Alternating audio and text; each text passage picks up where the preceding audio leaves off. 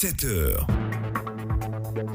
Madame, monsieur, bonjour et bienvenue tous autant que vous êtes sur Radio Côte d'Ivoire, à l'écoute de la grande matinale d'info du sport. À suivre à 7h10, la chronique de sport de Konaté Driss. Il revient sur la question des gardiens de but au sein de notre équipe nationale. Et juste après, ce sera la matinale de sport présentée par Ferdinand Kouakou. Mais avant tout cela, un nouveau journal dont voici les dominants avec vous. Jérôme Kouakou, bonjour. Bonjour Didier Fondé, élections municipales et régionales en Côte d'Ivoire. Plus de 50% des résultats livrés depuis hier. Au moins 117 communes, 14 régions ont déjà connu leurs résultats. La population attend beaucoup de ces élus. Vous les entendrez dès le début de ce journal. L'industrie cinématographique est en panne chez nous en Côte d'Ivoire. Des salles de cinéma devenues églises ou tout simplement des fumoirs. Comment relancer le cinéma? C'est le sujet de notre dossier à suivre. Élection régionale en Bavière. Nous sommes en Allemagne. Les alliés d'Angela Merkel essuient un revers. Une défaite jugée historique et qui fragilise un peu plus le gouvernement allemand. Voici pour l'essentiel. Bienvenue à tous. Les populations attendent beaucoup des élus locaux. En tout cas, depuis hier, on connaît quelques résultats des élections locales. 50% des résultats pour les municipales ont été livrés déjà. Au moins 117 communes ont connu leurs résultats. 14 régions ont également été publiées sur les chiffres rendus publics par la Commission électorale indépendante. Le RHDP arrive en tête, suivi des indépendants, ensuite le PDC-IRDA et enfin le FPI. Ce lundi, la suite des résultats sera livrée par la Commission électorale indépendante. Vous l'avez dit, après ces élections, place à la réalisation des promesses de campagne pour les nouveaux élus. À Bouna, par exemple, les populations disent attendre beaucoup de leur maire et président du conseil régional. Méchac Steve nous appelle de Bouna. Tout comme plusieurs villes et régions de la Côte d'Ivoire, les populations du Bounkani attendent beaucoup des nouveaux élus. On a trop de problèmes. On a beaucoup de problèmes dans Bouna. On n'a pas de professeurs, on n'a pas de maîtres. Les écoles ne sont pas bien arrangées. C'est qu'on a trop de problèmes, on ne peut pas expliquer. Au-delà de l'éducation, le domaine de la santé est une préoccupation. Arranger l'hôpital, même si tu es blessé à Bonoukou, on ne veut plus ça. On veut opérer ici. On va aller opérer. On ne veut plus ça, on veut opérer à Bouna ici. Venir région. Donc c'est Bouna on fait maintenant, on ne veut plus aller à Bonou.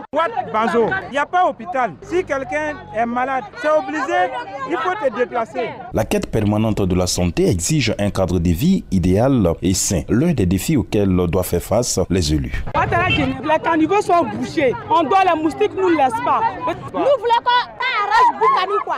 Voilà, parce que ton village restera toujours ton village. Vous voyez, non?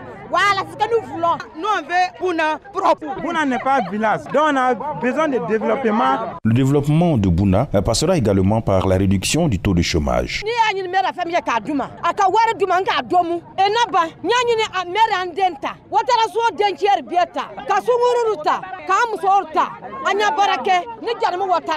Les populations du Bounkani dans leur ensemble souhaitent le renforcement de la sécurité, de la voirie et surtout de la cohésion sociale. Mais chaque Steve, Bouna pour Radio Côte d'Ivoire. Et comme à Bouna, Daloa aussi, la population attend beaucoup des nouveaux élus, même si pour Daloa, on ne connaît pas encore le nom des élus, mais la population exprime déjà ses attentes. Timoko Diarasuba a interrogé quelques personnes. Eddy Léandre, je suis insisteur. Les nouveaux maires, en Côte d'Ivoire, les maires ne font pas leur travail. Partout. Le maire s'assoit sur l'argent et la ville est sale. Quand ils vont faire les séjours en France, ils voient comment la ville de la France est jolie. Ils vont aux États-Unis, ils voient comment c'est joli. Et quand ils viennent ici, ils font le contraire. Arnaud, Adolphe, d'abord l'eau courante, la santé pour nous, le logement et puis la salubrité des quartiers. Mais qu'est-ce que nous attendons d'eux? Nous attendons d'eux un cadre agréable à vivre pour nous et pour nos enfants. Nous, on veut qu'ils tiennent à leurs promesses, qu'ils pensent à la population, les intérêts de la population, à eux-mêmes. C'est tout ce qu'on attend d'eux. Monsieur Blé, moi, ce que je demande, c'est toujours chercher à créer l'union autour des élus. S'ils ont été déjà annoncés comme élus, qu'on puisse s'unir autour de ces personnes-là. Bon, on n'a pas de route pour avoir accès à des sous-préfectures, même à des communes, il n'y a pas de route. Il faut faire un effort pour qu'il y ait des voies, pour que les parents puissent évacuer leurs produits.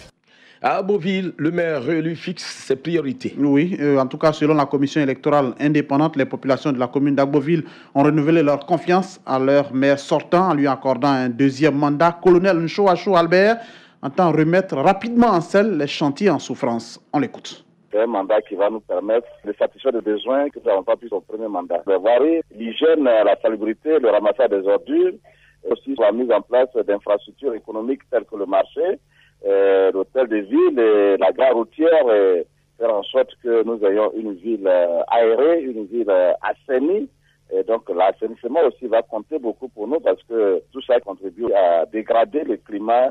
l'habitat. Donc nous allons mettre l'accent, mon équipe et moi, sur tous ces chantiers-là. Des besoins en eau potable, en électricité, des écoles à faire. Et comment faire pour que nos parents puissent avoir des activités génératrices de revenus. Toujours en politique, on vous donne cette information. Le congrès extraordinaire du PDC-IRDA se tient ce lundi à Daoukro et selon les organisateurs, plus de 4000 militants prendront part à ce congrès qui devrait permettre de redynamiser les instances du parti.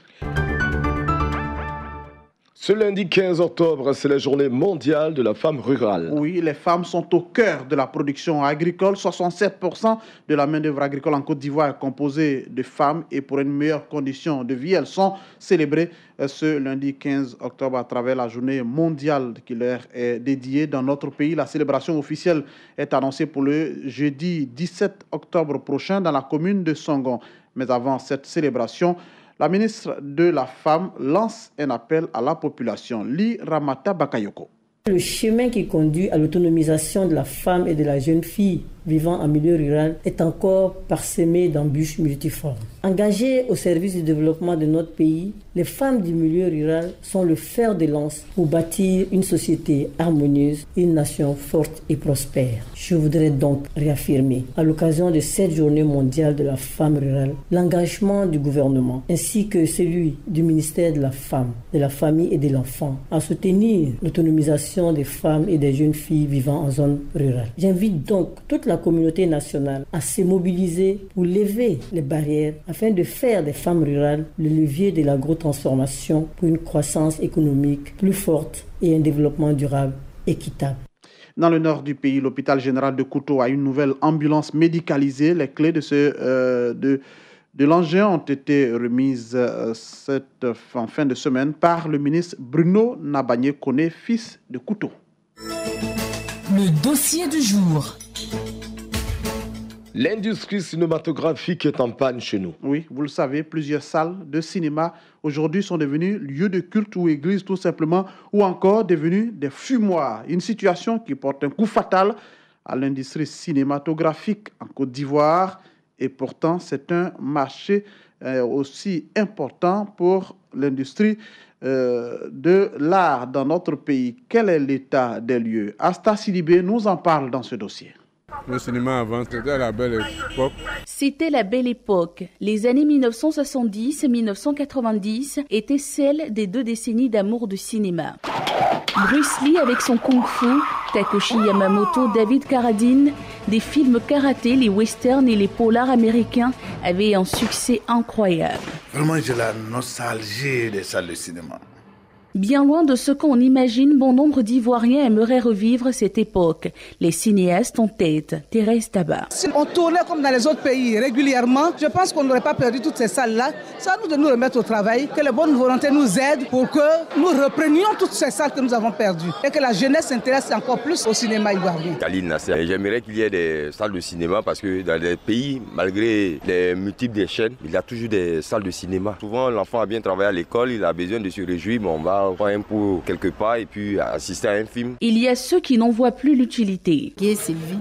Moi, je pense qu'aller au cinéma, ça vaut plus la peine. On peut regarder tout ce qu'on peut sur nos portables, payer le transport, aller payer le ticket pour entrer, tout ça là, c'est des dépenses. Chacun pouvait s'offrir une séance avec 500 francs pour les salles d'Abidjan et 200 francs à l'intérieur du pays. Ça, c'était avant. Il existe à ce jour de nouvelles salles de cinéma dont l'entrée coûte bien plus cher. Les salles Majestiques, une structure privée qui a réussi sa politique de communication auprès d'un public qui avait perdu cette habitude. Nancy Aka, directrice commerciale et marketing, il y avait un manque de loisirs sains. Nous, on s'est dit, le cinéma, c'est quelque chose qui fonctionnait très bien il y a 20 ans, pourquoi ne pas relancer la chose? Sur l'année 2016, on a eu à peu près 75 000 entrées, donc c'était vraiment très, très, très encourageant. Une politique d'aide existe pour la relance de ces salles. Koulibaly Diakité est le président exécutif du Fonds de soutien à l'industrie culturelle au ministère de la Culture. L'axe principal utilisé aujourd'hui, c'est l'axe fiscal. Nous avons obtenu un abaissement de la taxe sur l'investissement, droit de douane et TVA. Les 3 premières salles qui ont été ouvertes, nous avons obtenu que le ministère du Budget accepte de ramener le total des taxes à 9%, ce qui n'est pas négligeable quand on sait que le coût d'un projecteur varie entre 50 millions de francs CFA et 100 millions avec tous les équipements. Plusieurs investisseurs sont intéressés par la réhabilitation et la construction de nouvelles salles de cinéma. La famille Akouba-Sila nous a déjà approché. Elle entend rouvrir 6 salles. C'est de voir dans quelle mesure à la fois l'État, les propriétaires des salles et puis des investisseurs privés comme les banques pourraient ensemble se mettre pour ouvrir les salles. Aujourd'hui, il y a bon espoir. Les Ivoiriens sont prêts. Ils attendent plus de production de qualité, plus de salles de cinéma, mais surtout au coût accessible. L'actualité internationale à présent, l'Allemagne, les alliés de Angela Merkel essuient un revers. Oui, c'est une vraie déconvenue pour les alliés de la chancelière de croire fragiliser un peu plus le gouvernement allemand. Jamais la CSU n'avait réalisé un si mauvais score depuis les années 1950, alors qu'ils avaient obtenu 47% des voix lors des dernières élections régionales il y a de cela 5 ans. Les alliés bavarois d'Angela Merkel recueillent près de 37% des suffrages. C'était hier dimanche.